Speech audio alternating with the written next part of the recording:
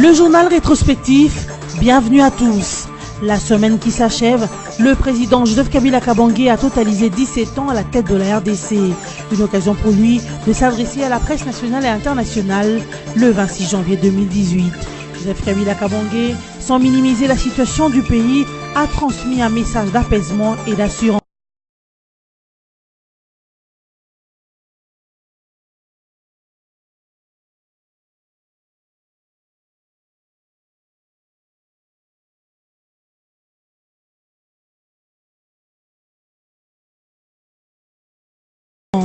Il a appelé les partenaires extérieurs au respect de la RDC car étant un État souverain. RDC-Belgique, les relations deviennent tendues. Alors que la Belgique avait décidé de suspendre la coopération État à État avec la RDC, cette dernière a aussi annoncé pour sous peu la fermeture de la maison Schengen à Kinshasa. Le pays de Joseph Kabila a aussi fait savoir à la Belgique qu'il ne trouve plus raison d'être sur son sol de l'Agence belge de développement. Toujours cette semaine, le Libéria a assisté à l'investiture de son nouveau président, George Weah. Il succède donc à Ellen Johnson après 6 ans au pouvoir. L'ancien footballeur et sénateur depuis 3 ans suscite donc beaucoup d'espoir, surtout dans la jeunesse du Libéria. Le président de la République a tenu un point de presse ce vendredi 26 janvier 2018 au Palais de la Nation. Plutôt, selon Joseph Kabila, une conversation qu'une conférence de presse, mais que personne n'attendait, surtout que la dernière du genre remonte à plus de 5 années. Mais un exercice qui est tombé plus qu'à point nommé en cette période plus que tendue et qui semblait jeter des incertitudes même sur l'avenir le plus immédiat de la RDC et son peuple. Un exercice qui est aussi tombé à une date plutôt symbolique, c'est en effet un certain 26 janvier 2001, en ce même lieu de la rotonde du Palais de la Nation, que Joseph Kabila Kabange prêtait son premier serment pour présider aux destinées de la RDC après l'assassinat, 10 jours seulement plus tôt, de son père et président de la République, Laurent Désiré Kabila. Enfin, un exercice auquel le chef de l'État a lui-même assigné un certain nombre d'objectifs cadrant avec le contexte du moment, à savoir clarifier la situation, informer l'opinion, apporter des correctifs et rassurer la population. Des objectifs qui, toujours selon Joseph Kabila, qui étaient dictés par les faits que, depuis plusieurs années, on a tout dit sauf la vérité. On a beaucoup parlé de négatifs sur la RDC sans aborder ses aspects positifs. Pendant près de 3 heures donc, à travers son propre introductif suivi du jeu des questions-réponses, Joseph Kabila a survolé la situation générale du pays à travers le temps, soit depuis 2001 à ce jour, et dans différents domaines, notamment la sécurité, la politique et le processus électoral en cours, la diplomatie, ainsi que la situation socio-économique et la reconstruction. Sur le volet politique, Joseph Kabila a noté que 2 provinces seulement sur 26 représentant 5 à 6 territoires sur les 145 que compte le pays sont actuellement affectés par les activités des groupes armés et terroristes, notamment dans le 2 Kivu et une partie du Tanganyika. Le chef de l'État s'est attardé sur la situation du Nord Kivu où des opérations sont en cours contre le mouvement terroriste de l'ADF avant de déplorer que la communauté internationale, notamment la MONUSCO, ne s'en soit rendu compte que lorsque les contingents tanzaniens a subi récemment des pertes.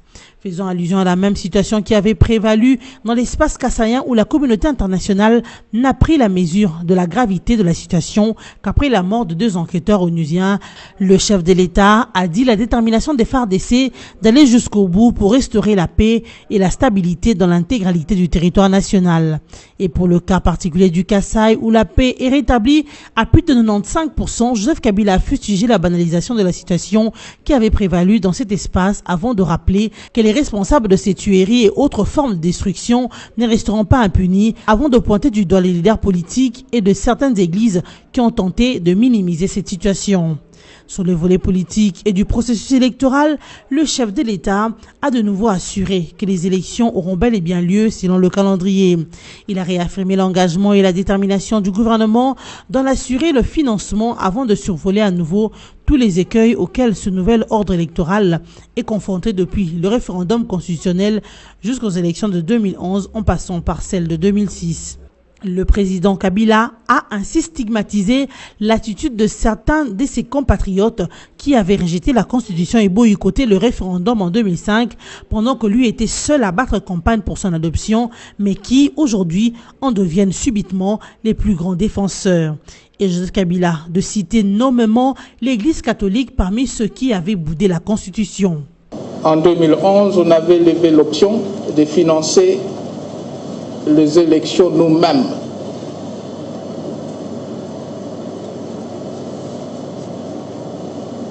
Après avoir constaté beaucoup de tergiversations de la part de nos partenaires, et il était nécessaire, il était important, vu que les élections, c'est une question de souveraineté dans un pays, on avait levé l'option de financer les élections nous-mêmes. Le budget des élections de 2011, c'était entre 450 et 500 millions de dollars. 32 millions d'électeurs,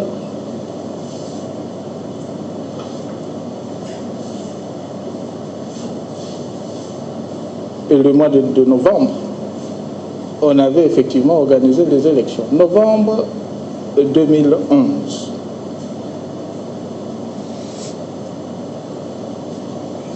Mais qu'est-ce qui s'est passé avant l'organisation des élections de novembre 2011?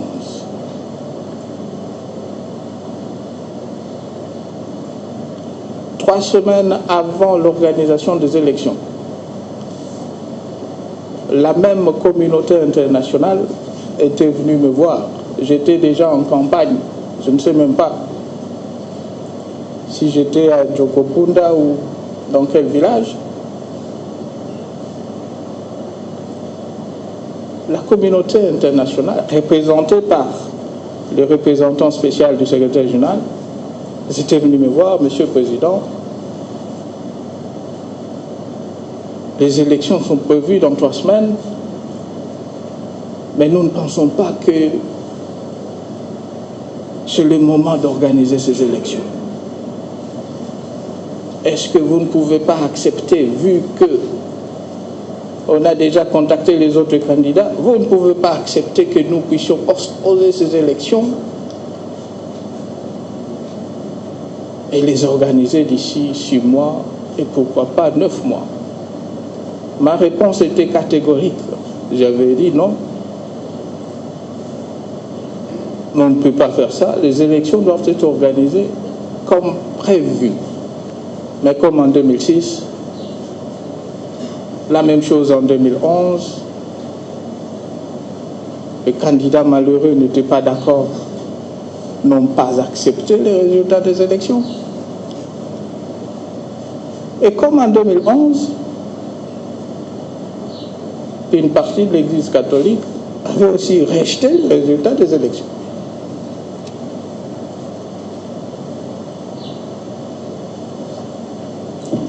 Mais nulle part dans la Bible, je n'ai même pas une Bible à côté de moi ici, Jésus-Christ n'a jamais présidé une commission électorale.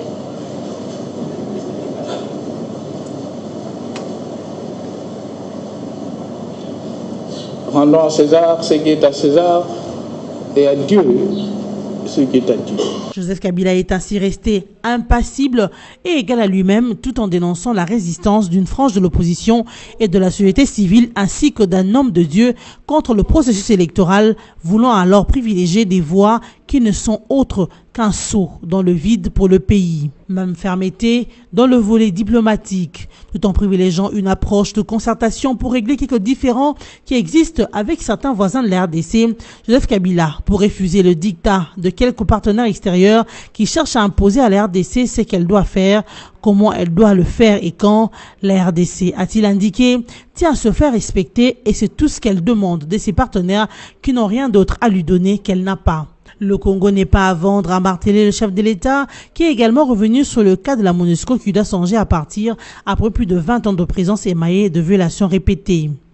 Quant au volet socio-économique et de développement, le président de la République a constaté que les indicateurs macroéconomiques s'améliorent et promet qu'avec les différentes réformes en cours, ces améliorations se ressentiront dans le vécu quotidien des Congolais. Pendant près de 3 heures donc, le chef de l'État est resté droit dans ses bottes, maître de son élément et conscient de l'importance des responsabilités d'État. C'est un Joseph Kabila plutôt décontracté et plus qu'épanoui qui s'est ainsi produit. Sans banaliser la situation au pays, il a plutôt transmis un message d'apaisement et d'assurance pour indiquer « l'heure n'est pas grave » et que la situation n'est pas aussi dramatique qu'on le craint. La situation sécuritaire du pays demeure relativement calme en dépit de l'état d'esprit de la population marqué par l'indignation de l'opinion due à l'activisme politique des prélats catholiques coalisés à une frange extrémiste de l'opposition qui incite la population au soulèvement pendant que cette dernière a le regard sur l'organisation des élections. C'est ce que l'on peut retenir de la 7e réunion du Conseil des ministres tenue ce lundi 22 janvier 2018. Présidé par le chef de l'État Joseph Kabila Kabange, le Conseil de ministres a noté sur le plan politique que la population n'a pas suivi l'appel à la marche lancé par cette coalition de forces ayant pour objectif d'entraver le processus électoral. Il ressort du Conseil des ministres un bilan de 2 morts et 16 blessés graves dont 2 policiers lors de manifestations du dimanche 21 janvier 2018 à Kinshasa. Le gouvernement constate et regrette que le nombre réduit de paroisses qui a organisé les marches en forçant les barrières de sécurité pour se déverser dans les rues ait recruté les casseurs et badauds qui ont agressé les agents de l'ordre et cassé les véhicules de la police. Le gouvernement congolais a ainsi présenté ses condoléances aux familles des victimes innocentes de l'activisme politique des religieux de l'archidiocèse de Kinshasa.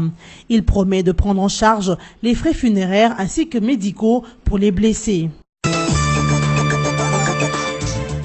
Le secrétaire général de la majorité présidentielle, Aubin Minakou, a entrepris, sur instruction du chef de l'État, une tournée des visites dans 2 partis politiques de la plateforme présidentielle. Une tournée qui sonne la mobilisation de troupes par un appel à l'organisation sur tout le plan, notamment le plan de stratégie politique et électorale. Le président de l'Assemblée nationale a été le mercredi 24 janvier 2018 tour à tour au siège du parti L'éveil pour la conscience et le travail, au Parti démocrate chrétien, au Congrès national congolais, Alliance au Parti pour l'action et enfin à l'Avenir du Congo, ACO en sigle. Accueilli comme un prince partout où il est passé, le secrétaire général de la majorité présidentielle a appelé les différents sociétaires de ce parti politique à se concentrer sur l'essentiel, à savoir les élections qui sont prévues le 23 décembre 2018. En plus, il s'y est de signaler que dans son speech, partout où il est passé, Aubin Minakou n'a pas oublié de marteler sur la vérité qui veut que, quelle que soit la méthode d'expression du peuple, tout doit se passer par les élections.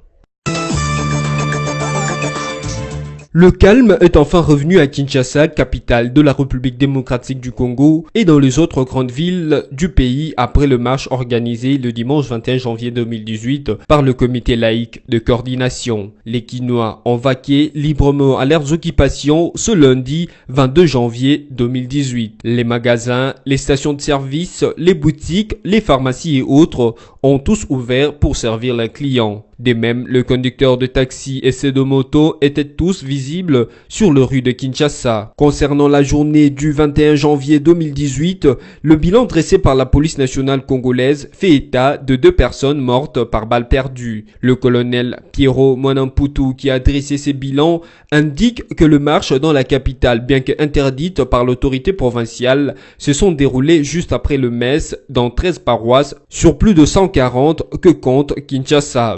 Des hommes bien identifiés ont fait appel à des délinquants Koulouna et autres dévoyés pour faire la marche en lieu place des chrétiens. Ces derniers ont agi tel que l'on ne peut attendre d'un tel groupe d'individus par des tentatives de pillage des maisons de commerce des particuliers, la pose sur la chaussée des barricades enflammées des pneus brûlés, par des jets de pierres sur les agents de l'ordre, ainsi que sur les véhicules de passants. La police est dans sa mission régalienne de sécuriser et protéger la population, a dispersé ces fauteurs de troubles. Ainsi, les bilans se présentent comme suit. 2 personnes tuées par balles perdues, respectivement dans les communes de Kintambo et de Lemba. Dégâts corporels, 9 policiers blessés, dont 2 grièvement. Les enquêtes sont en cours pour éclairer ces cas de décès que nous déplorons.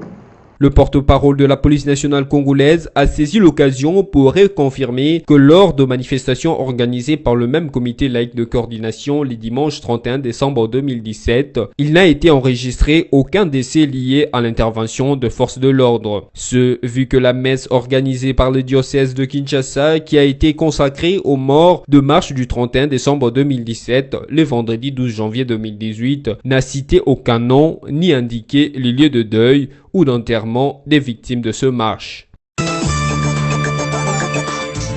Manifestation du dimanche 21 janvier 2018 terminée, la majorité présidentielle a demandé aux acteurs politiques de l'opposition, notamment ceux qui soutiennent les comités laïcs de coordination, de dénoncer à tout projet, je cite, visant à imposer l'anarchie et les chaos dans le pays. Ces propos sont ceux du porte-parole de la majorité présidentielle Aléa Toundou dans une déclaration faite hier lundi. La majorité présidentielle demande avec insistance à ses politiciens nationaux et à leurs complices internationaux, cachés derrière le comité de laïcs catholiques, de renoncer définitivement à leur projet d'instaurer dans notre pays une démocratie hystérique, avec comme valeur de base et de référence la violence, la provocation, l'anarchie et le chaos. Le dialogue, l'esprit d'ouverture et le respect des institutions contribuent avantageusement à la construction d'un État véritablement démocratique et nationaliste. La majorité présidentielle sollicite le concours précieux des hommes de bonne volonté, épris de paix et soucieux de l'organisation d'élections apaisées et non productrices de chaos selon l'esprit et la lettre de l'accord du 31 décembre 2016. La majorité présidentielle demande à nos partenaires de la communauté internationale d'éviter de prendre sans juste et valable raison des initiatives et des décisions qui ne contribuent pas à la décrispation politique au risque d'envenimer la situation actuelle. La majorité présidentielle écarte donc l'existence d'une crise entre l'Église catholique et le pouvoir en République démocratique du Congo. Notez que cette marche a été interdite par l'hôtel de ville de Kinshasa et la police nationale congolaise a été chargée de l'empêcher. Les vice-premiers ministres et ministres des Affaires étrangères et intégration régionale, Léonard Sheoki Toundou, s'est rendu le week-end dernier au Vatican. Il a rencontré son homologue, Monseigneur Paul Richard Gallagher, secrétaire chargé des relations avec les États du Saint-Siège. Au menu des discussions entre les deux chefs de la diplomatie, la situation politique globale de la RDC et l'accord cadre entre leurs deux États. Un accord signé en mai 2016 sur des matières d'intérêt commun. Monseigneur Paul Richard a souligné au cours de cette rencontre que l'accord politique du 31 décembre 2016 conclu sous le bons office de la SENCO est un document d'espoir pour le peuple congolais et les partenaires internationaux, mais aussi l'engagement permanent du pape François pour la paix en République démocratique du Congo. Les patrons de la diplomatie congolaise a affirmé au ministre du Saint-Siège que des évolutions positives qui confirment la prévisibilité des élections, notamment la publication du calendrier électoral, la loi électorale révisée, les budgets de la suite des opérations électorales, ainsi que la poursuite de l'enrôlement. Parlons de l'enrôlement, signalons au vol qu'il y a déjà 45 millions d'inscrits et que dans les provinces du Kasaï central et la Lomami, les derniers centres d'enrôlement ferment le 31 janvier 2018. À la fin de l'entretien, Monseigneur Gallagher a offert à son hôte une médaille officielle pontificale. Suite aux déclarations de la Belgique de suspendre la coopération bilatérale d'État à État avec la RDC, le ministère congolais des Affaires étrangères ne trouve plus la raison d'être de la nouvelle agence belge de développement Enabel, dénommée CTB auparavant, sur le sol congolais. Il a aussi fait part au gouvernement belge de sa décision de fermer dans un bref délai la maison Schengen à Kinshasa. La fermeture de la maison Schengen obligera désormais chaque État de cet espace à réhabiliter son service consulaire, car jusque-là, il ne revenait qu'à la seule Belgique, à quelques exceptions près, le droit d'émettre des visas en RDC. Il y a lieu de savoir que la maison Schengen, opérationnelle depuis le 5 avril 2010, a été créée comme initiative belgo-portugaise, cofinancée par le Fonds pour les frontières extérieures de l'Union européenne. Dirigée par la Belgique, elle était devenue le passage obligé pour obtenir un visa d'entrée sur les territoires de 26 pays membres de l'espace Schengen, notamment la France, l'Allemagne, l'Italie et l'Espagne. Dans un communiqué du ministère des Affaires étrangères, l'on se demande à qui profitent réellement les affectations financières de la Belgique. Car il est de réputation que près de 50% de l'enveloppe globale de l'aide belge sert à la rémunération du personnel expatrié du pays donateur. Le ministre congolais de la Justice, Alexis Thambwe Mwamba, a signé ce vendredi 26 janvier un arrêté portant amnistie de 10 Congolais.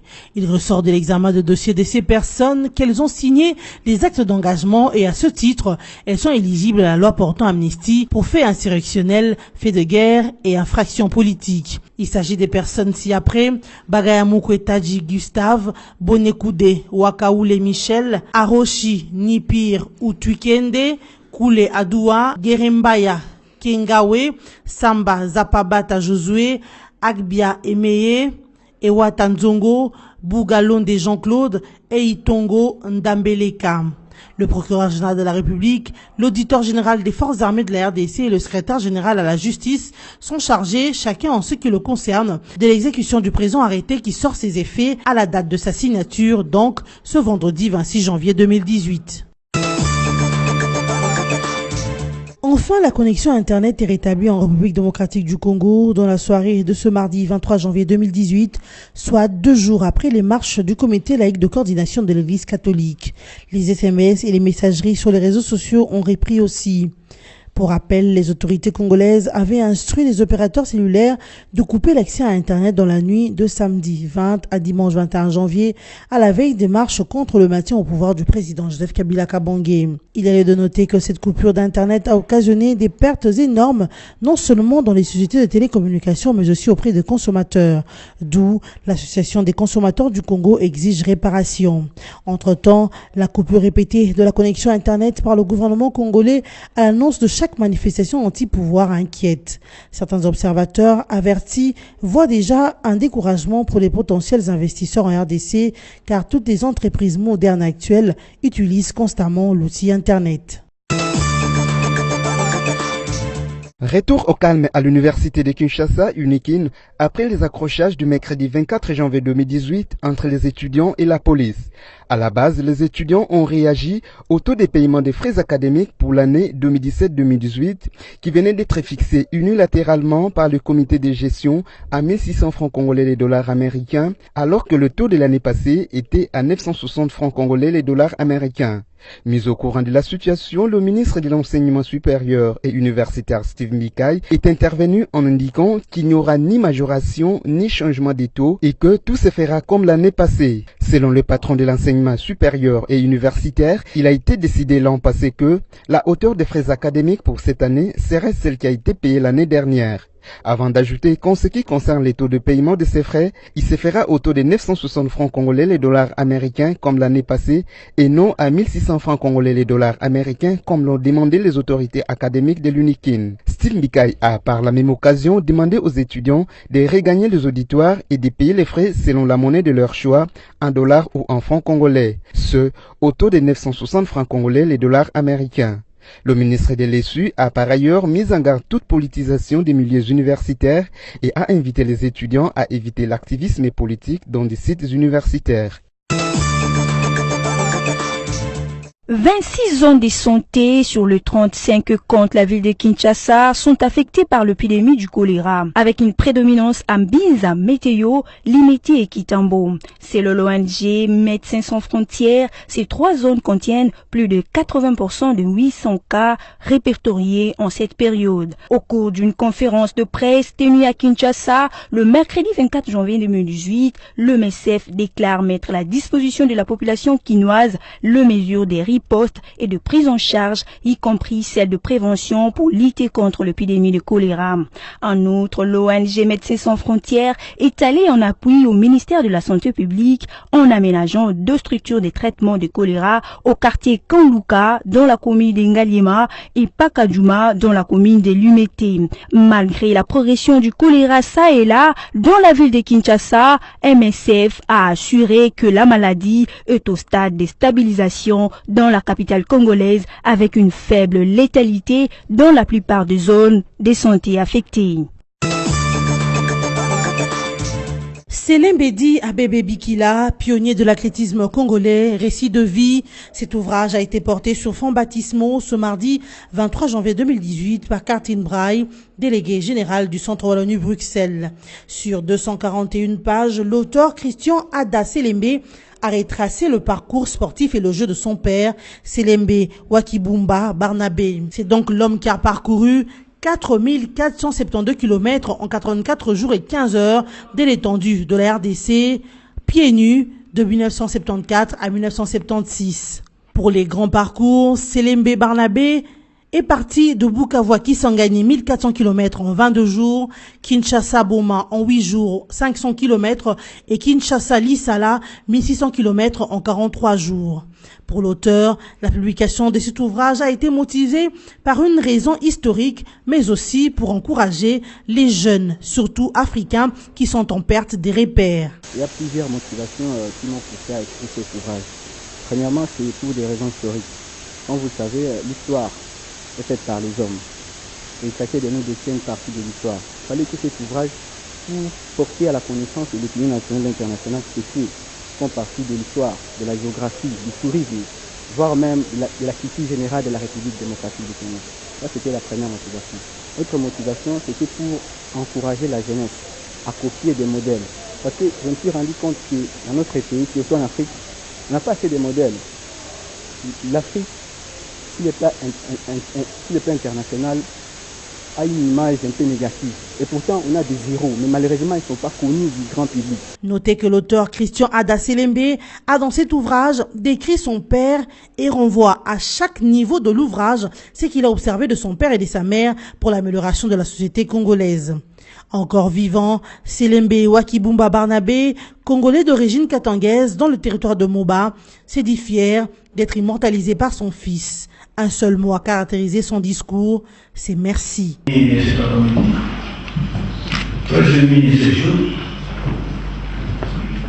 très ému même la soirée, mais j'essaierai de tenir jusqu'à un moment, parce que j'ai totalisé cette entrée aujourd'hui. Le baptême de cet ouvrage sur l'athlète Selembe, publié par les éditions L'Harmattan, a connu la participation de plusieurs personnalités, députés, sénateurs, professeurs et autres. 50 ans après le premier sacre de la République démocratique du Congo, alors République du Zaïre, dans une phase finale de la Coupe d'Afrique des Nations, les anciens léopards ont été conviés à un déjeuner ce mardi 23 janvier 2018 au salon Naomi de l'hôtel Béatrice à Kinshasa pour fêter ses cinquantenaires. Un déjeuner qui a été organisé à l'initiative de l'Association de champions d'Afrique des Nations de football et des mondialistes, ACAN FM en sigle, avec l'appui du ministère des Sports et celui de la Fédération congolaise de football association FECOFA.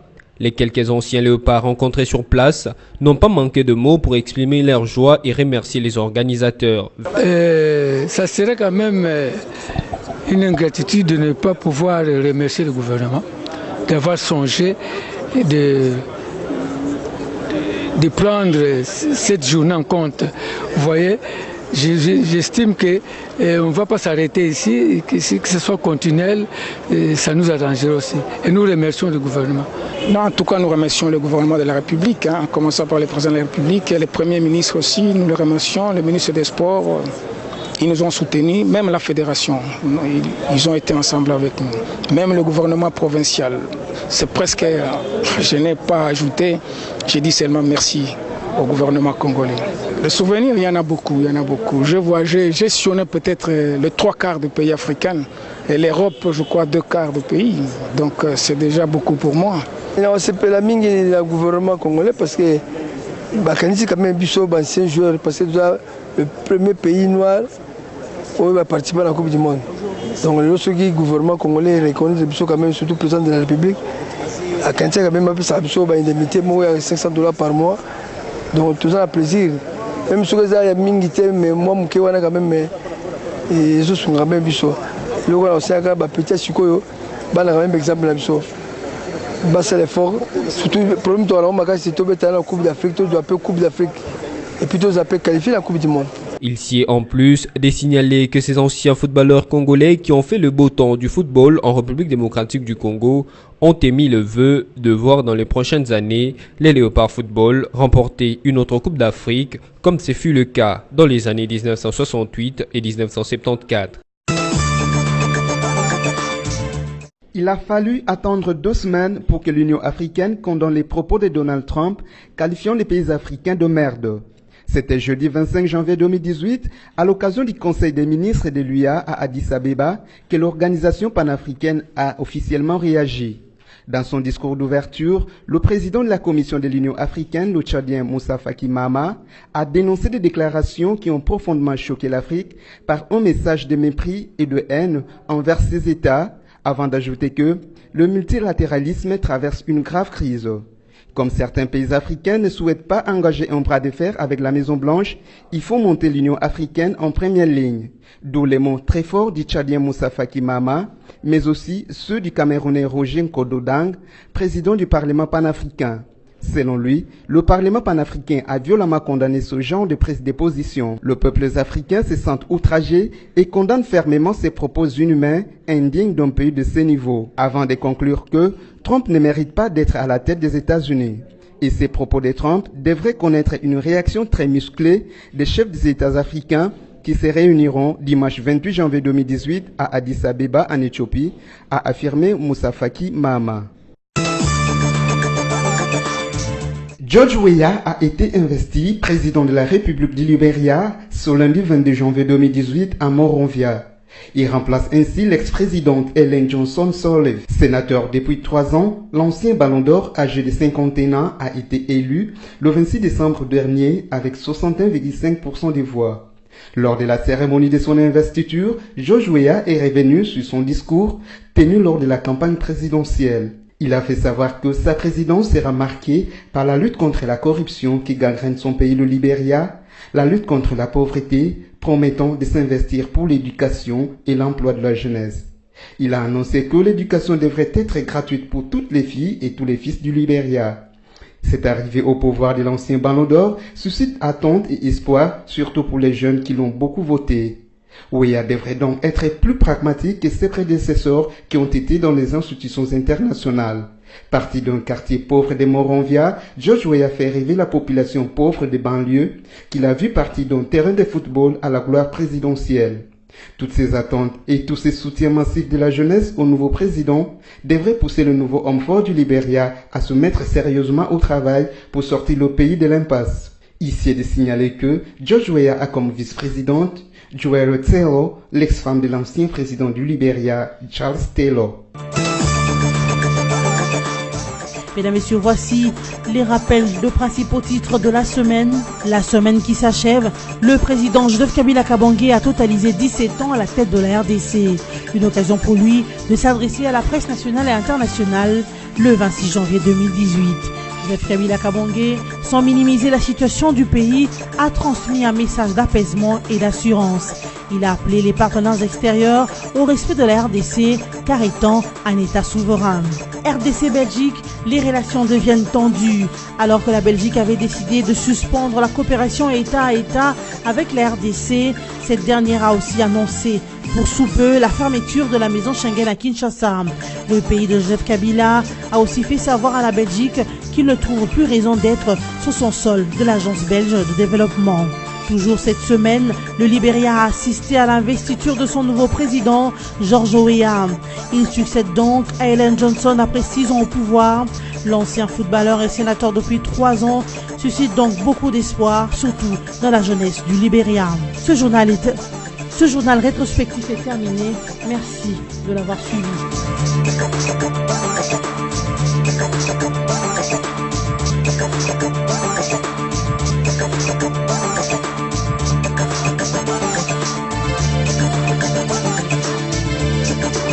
Congo Panorama, votre magazine d'actualité est de nouveau dans les bacs avec sa 26e édition, la première de l'année 2018. Découvrez la diversité de ses rubriques telles que la coopération avec la bipartite RDC Afrique du Sud à Kinshasa ou la tripartite de Brazzaville sur la paix et les élections. En actualité, retour sur la conférence de gouverneurs à Goma et aussi la croisade des Marie-Ange Mouchobekwa pour le droit de l'homme. Les infrastructures encore avec la route Nzolana à Kinshasa et la nationale numéro 1 Kinshasa-Mwanda. Formation professionnelle et affaires sociales, l'INPP et l'INSS primés en international. Finance et économie, le marché des assurances libéralisé, la SONAS se dit sereine. Culture et société, découvrez notre dossier éducation avec les universités de Kinkole à Kinshasa et Mapond à Kindu ou encore l'école Les Amis des Daniel à Kinshasa. Congo Panorama 26, c'est aussi les dossiers de la une.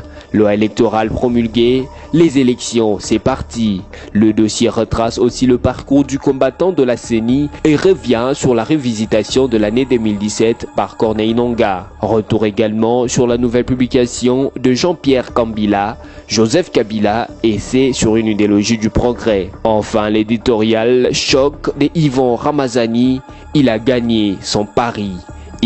C'est Joseph Kabila. L'éditorialiste revisite le parcours et les efforts du président de la République